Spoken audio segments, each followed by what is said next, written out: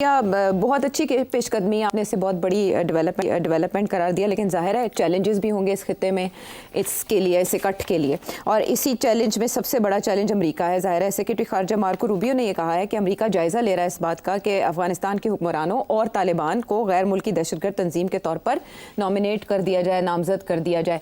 तो क्या अफगान तालिबान ब्लैकमेल हो सकते हैं अमेरिका के हाथों? नहीं, मेरा ख्याल है थोड़ी सी इसमें ट्विस्ट है। वो पहले इनको एज अ टेररिस्ट ऑर्गेनाइजेशन करार दिया था जी, उसको रिव्यू कर रहे हैं। अच्छा, कि वो क्लासिफिकेशन ठीक थी या गलत थी। ये नहीं कि कोई नई क्लासिफिकेशन कर रहे हैं। और इसमें यह है कि या तो वो तालिबान को डिक्लासिफाई कर देंगे एज अ टेररिस्ट ऑर्गेनाइजेशन, अच्छा, या ये टेररिस्ट ऑर्गेनाइजेशन रखेंगे ये लेबल उनके ऊपर। ये रिव्यू हो रहा है। ओके, अच्छा, अब बात यह है कि इट्स वेरी इंटरेस्टिंग कि ये एकदम खबर आई है जी, जैसे चाइना पाकिस्तान तालिबान के तल्लुकात बढ़ने लगे हैं और चाइना आ गया गेम के अंदर, तो एकदम अमेरिका जाग उठा है। एक ही हो रहा है। तो मेरा ख्याल है this is in reaction to that कि अब तालिबान के साथ हमारे तल्लुकात क्या होंगे। तो ये वो बिल्कुल वो कैरेट एंड स्टिक कि हमारे साथ भी तल्लुकात होने चाहिए, हमें एक्सक्लूड नहीं करना चाहिए, बिकॉज इनके भी बड़े इंटरेस्ट है ना मिनरल डेवलपमेंट में एंड सो ऑन। वो तो ट्रम्प का ख्वाब है, आपको पता ही है। एक तरफ वो इंटरेस्ट है इनका, दूसरी तरफ ये है कि धमकी दे ये, क्योंकि सबसे बड़ी बात ये है ना, अभी कोई रिकग्नाइज नहीं कर रहा ना इनको जी, कोई गवर्नमेंट रिकग्निशन नहीं हो रही है। उसकी वजह यही है कि अमेरिका जो है अभी उसने माफ़ नहीं किया ना कि उनके साथ हुआ है। तो ये दो चीज़ें हो रही हैं। एक ये कि रिव्यू किया जा रहा है कि अमेरिकन विड्रॉल वहाँ से कैसे हुई कि उसमें, और उसके अंदर आपको पता है ना वो जाते जाते जब एक बम फटा था जी, वो हलाकतें हुई थी बड़े पैमाने पर, वो इशू है अमेरिका के लिए। तो ये मेरा ख्याल है this is a carrot and stick approach. एक तरफ वो खोल देंगे फाइल ऑन द तालिबान के आप टेररिस्ट हैं कि नहीं है और उस वक्त क्या हुआ था और क्या नहीं हुआ था। ठीक। दूसरी तरफ वो फिर ये भी कहेंगे कि आप चाइना को अंदर ला रहे हैं तो हमें भी सीट दे, हमें ना एक्सक्लूड करें। तो ये नहीं छोड़ेंगे कि सारा चाइना जो है वो टेक ओवर कर ले। They want their own interest हो देयर। सो आई थिंक इस किस्म की कशमकश चलेगी। आप देखिएगा तालिबान जो है जैसे इंडिया पाकिस्तान दोनों के साथ खेलना चाह रहे हैं, इसी तरीके से वो चाइना और अमेरिका के साथ भी खेलेंगे। आप देख लीजिएगा। ये दूर नहीं है कि एक आध तो बंदा हो गया ना वहाँ से। आपको पता ना एक अमेरिकन एनवॉय आया था जो रिहा करवाया था, खलीजाद भी आए थे, खलीजाद भी पहुंचा हुआ था वहाँ। तो ये इस किस्म की चीज़ आप और भी शायद देखेंगे गोइंग फॉरवर्ड। तो अमेरिका चाहेगा कि अपना उसका फुटप्रिंट वहाँ रहे, एंड आई थिंक तालिबान भी ये चाहेंगे।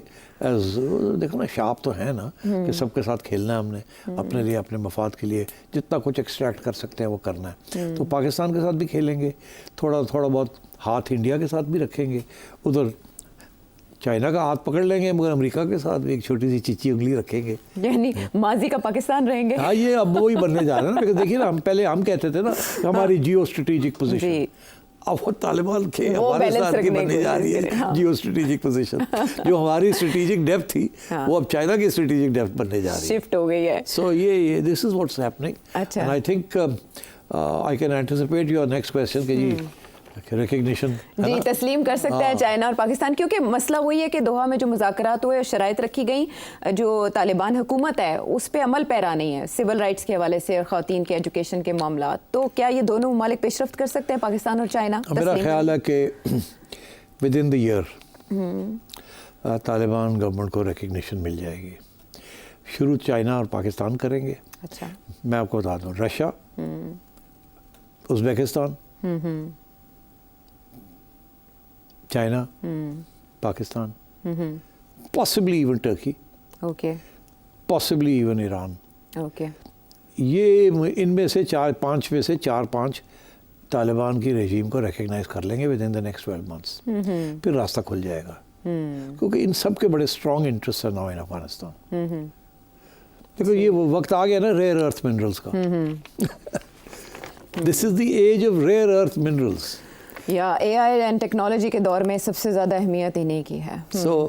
तो इसलिए इसके ऊपर they will be a scramble for resources now. पहले ये रिसोर्सेज की स्क्रैम्बल नहीं होती थी, टेरिटरी की स्क्रैम्बल होती थी पुराने ज़माने में। Now the scramble will be for resources.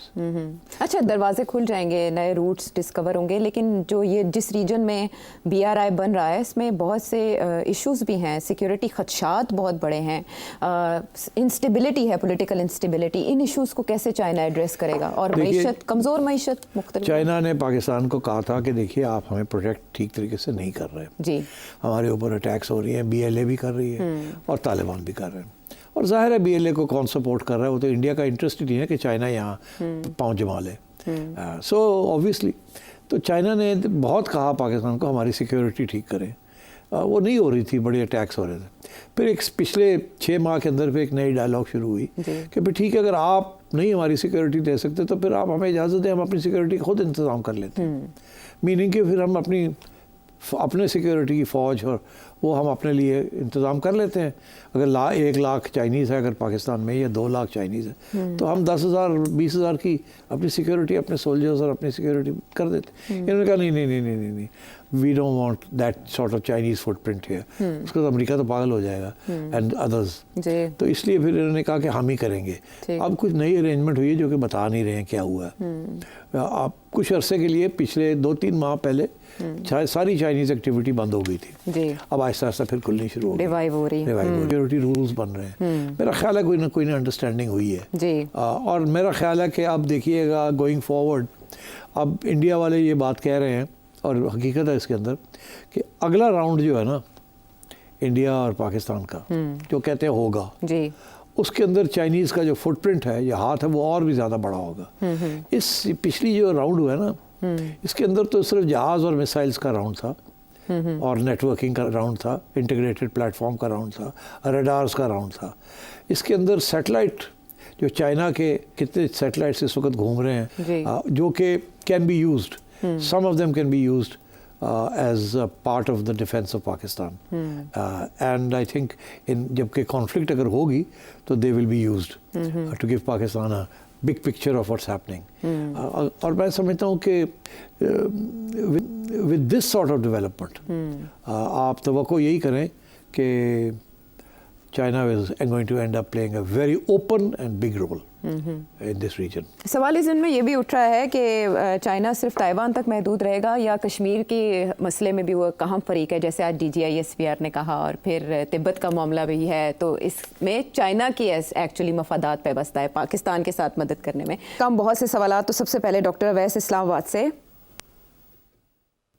Indian जिंग्विस्टिक media जो है इसकी ओरिजिन क्या है? मतलब 1971 के बाद जब इन्होंने इंडिया की वजह से पाकिस्तान टूटा तो नफरत तो पाकिस्तान में ज़्यादा होना चाहिए, तो पैराडॉक्सिकली इंडिया में ज़्यादा है, तो इसकी क्या वजह? Good question. मेरा ख्याल है थोड़ा सोच के जवाब देना चाहिए, बट ऑफ द कफ पहली बात तो ये जी कि जो पहले हमारी जंगें होती रही हैं उसमें इस किस्म की आउटराइट डिफीट और आउटराइट विक्ट्री नहीं थी। इफ़ यू रिमेंबर 71 के बाद there was no real conflict until Kargil conflict, और कारगिल कॉन्फ्लिक्ट जो थी वो इंडिया के जो मीडिया है और जो रियासत है उन्होंने समझा था कि that's a very big betrayal, बहुत बड़ी बिट्रियल उसको देखा गया, क्योंकि उससे सिर्फ कुछ माह पहले या वाजपेयी साहब पाकिस्तान आए थे नवाज शरीफ साहब के साथ बैठ के, और यहाँ उन्होंने पाकिस्तान की को तस्लीम किया था कि एज अ लेजिटिमेट स्टेट, और उसके बाद वो यहाँ थे और वहाँ तैयारी हो रही थी कारगिल की, तो मेरा ख्याल है वो एक बहुत बड़ा धक्का लगा था उनको। तो उसके बाद इंडियन नेशनलिज्म और एंटी पाकिस्तान सेंटिमेंट फिर बढ़ना शुरू हुआ। फिर आपने देखा कि मुंबई हो गया, और मुंबई से मेरा ख्याल है दे वर टेकन कम्प्लीटली शॉक्ड कि ये क्या हुआ हमारे साथ। एक तरफ तो बातें चल रही थी मुशर्रफ के साथ कश्मीर की सेटलमेंट की 2004, 5, 6 हमें कहा गया था कि सेटलमेंट हो गई है, हो रही है, और इधर से मुंबई की तैयारियाँ हो रही थी। So that was the second what they say is a stab in the back, और वो those are the times when Indian media became virulently anti Pakistan, और ये अच्छे खासे लोग जो कि लिबरल जैसे आप कहते थे और वो पीस विद पाकिस्तान की बात करते थे, वो सब बैक ऑफ कर गए। उन्होंने कहा ये जो है ना दिस इज़ अनएक्सेप्टेबल, और वो उसके साथ I think that was a formation. मगर एक और भी रीज़न थी कि बीजेपी की जो राइज हुई है दैट इज़ वो एक सिविलाइजेशनल इशू बन गया उनके लिए, राइज ऑफ रिलीजन, और रिलीजियस पैशंस जो हैं वो जब भी होते हैं तो they are very very severe. ये नया इंडियन मीडिया, ये पुराना इंडियन मीडिया प्रिंट मीडिया था। पुराना इंडियन मीडिया के अंदर आज़ाद किस्म के प्रिंट अखबार भी थे, मगर जो नया इंडियन मीडिया बना है ये कॉर्पोरेट इंडिया मीडिया बना है, और ये कॉर्पोरेट इंडिया मीडिया जो है ये belongs to the rich people of India and they're all behind BJP. सबसे ज़्यादा पैसे वो कंट्रीब्यूट करते हैं टू इंडियन मीडिया। एंड आपको पता नहीं कि हमारे ज़माने में, पुराने ज़माने में अखबारों के एडिटर्स जो थे वो जर्नलिस्ट होते थे, अब कॉर्पोरेट सेक्टर के मैनेजर्स आके बैठ गए हैं एज एडिटर्स, तो बिल्कुल कॉर्पोरेटाइज हो गया और उससे profits and political interest are more important than independence of media. तो ये इंडियन जिंगोइज्म जो है ना, इसका थर्ड डायमेंशन ये है कि इंडिया अब अपने आप को as a great power, bidding great power, potential great power बन रहा है। उनकी मिडिल क्लास जो है, अर्बन मिडिल क्लास, वो 300 मिलियन के करीब है, उनको ये गोली दी जा रही है थ्रू आउट कि हमारे यूनिवर्सिटीज़, हमारे professionals all over the world, we are now gaining ground as the fourth largest economy in the world or the fifth largest economy in the world, and India is leading in this and India is leading in that। तो एक पूरा एक माहौल वहाँ बना हुआ है जिसके अंदर फिर बीजेपी ने भी अपनी जन्म ली इस तरीके से एग्रेसिवली, एंड नाउ देयर 10 साल हो गए देयर रूलिंग। तो ये एक total transformation of India under BJP and under its new civilisational approach. और वो जब वो उनको धक्का लगता है ना किसी तरीके, अब जो अमेरिका ने जो उनके साथ किया है, 4 से 8 दफ़ा कश्मीर का जिक्र आ गया या मीडिएशन का जिक्र आ गया फ्रॉम डोनाल्ड ट्रंप, बहुत अपसेट हो गए ये लोग वेरी, कि ये कैसे हो गया हमारे साथ, हम तो समझ रहे थे कि हमने स्ट्रेटेजिक शिफ्ट की है एंड सो ऑन। तो सिमिलरली ये जो पाकिस्तान के साथ ड्रबिंग मिली है उनको, दे कांट बिलीव इट, उनको समझ नहीं आ रही है हुआ क्या हमारे साथ। हमें तो गोली ये दी गई थी we are a great power, और वो ज़माना नहीं रहा 1962 का जब चाइना ने हमारी पिटाई की थी, वो तो अब रहा ही नहीं। अब तो we are a great power, यहाँ तक कि अब तो हमारी सीक्रेट एजेंसियाँ जो है कि बाहर जाके एक्स्ट्रा जुडिशल किलिंग्स भी करती हैं, like any other big agency like Mossad या CIA, तो they think they are part of the big league. अब वो सारी जनरेशन को, 2 जनरेशन को यही समझाया जा रहा है पिछले 20 साल से। तो फिर what do you expect? Mumbai के बाद इंडिया हैज़ चेंज्ड। इंडिया की नई जनरेशन जो है completely anti Pakistan, they are very virulently nationalistic, और that is why you getting this reaction. और स्पेशली ये कि उनको ये कहा गया कि ट्वाइस पाकिस्तान ने हमारे साथ ज़्यादती की है, एक दफ़ा हमें बुला के अमन की बातें की है, और फिर दूसरी दफ़ा फिर कश्मीर की बात की है, और पीछे से एक दफ़ा कारगिल कर दिया और दूसरी दफ़ा मुंबई कर दिया एंड सो ऑन। उसके बाद भी नवाज शरीफ साहब के ज़माने में आपको पता है हमने फिर मियाँ साहब ने कोशिश की थी कि नरेंद्र मोदी के साथ कोई थोड़ी बहुत बात चले आगे, मगर नहीं हुआ, और वो आपको पता ही है पठानकोट हो गया और इस किस्म की चीज़ें हमारे पे जो इल्ज़ाम है, and so it was derailed. तो अब मेरा ख्याल है it's very difficult for the 2 countries to live peacefully together, ये वक्त लगेगा। और अब क्योंकि पाकिस्तान चाइना के एक्सेस के अंदर पक्का आ गया है और India is in the axis of America, है भी और नहीं भी है, उनको भी सोचना पड़ रहा है कि हम आएंगे या नहीं आएंगे। सो ये अनसर्टनिटी अब कुछ अरसे के लिए रहेगी। I don't see any peace initiatives between Pakistan and India succeeding. ठीक है, इंडियन जंगी हिजान का डायग्नोसिस आपने जाना। अमित जी लखनऊ से आपने सवाल भेजा, कासिम याकलैंड से, राजा वलीद गुजरात से, अहमद टेक्सास से, अहमर स्पेन से, खुरम आवान अमेरिका से, रज़ा ऑस्ट्रेलिया से, सैयद सैफुल्ला गिलानी मुल्तान से, जिशान UAE से, जुबैर यूनुस मुल्तान से। सवाल पे सवाल है, लेकिन वक्त को सवाल है, वक्त हमारा खत्म हो चुका है। कल के प्रोग्राम में मेरा ख्याल सारे सवाल ही कर दें, बाकी छोड़े पाकिस्तान का बाकी। हर बार ये सबके नुमाइंदे बन के बात करते हैं नजम सेठी साहब, और फिर वादा भी पूरा करते हैं। तो